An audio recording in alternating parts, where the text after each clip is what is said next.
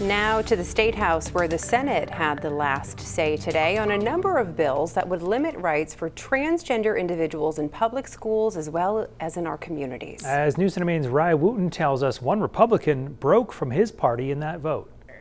Chair now lays before the Senate. Senate Republicans asked Democrats on the floor to think long and hard. How many people would want to have their daughter change their clothes in front of a male?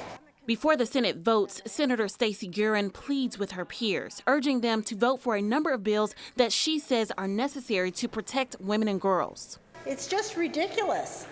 Think about what you're doing. Who would want that for their daughter?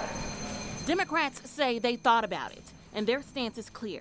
They say they chose to protect the rights of transgender individuals. All 8 bills limiting trans rights this session failed. Bills like LD 1432 would have amended the Maine Human Rights Act by removing protections against discrimination on the basis of gender identity. LD 233 would have banned transgender girls from participating in women's sports, a proposal that has arguably been one of the most controversial topics in the state. As Democratic senators see it, protecting all rights includes protecting trans rights. And after deep thought, party lines for Republican Senator Rick Bennett no longer mattered. But his sadness about the bills being proposed did. That in a moment when we could be lifting up young people, we are entertaining proposals that single some of them out. He voted against his party. Those who advocate for trans rights say Monday marks another day that they're proud to be a Mainer. When we talk about what's actually important to protecting women and girls, all we need to look at is how would we enforce this?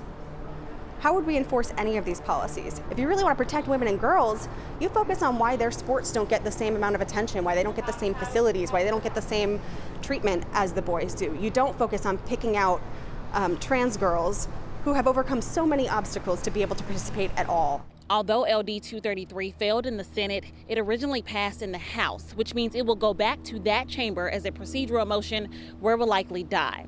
At the State House, Rye Wooten, News Center, Maine.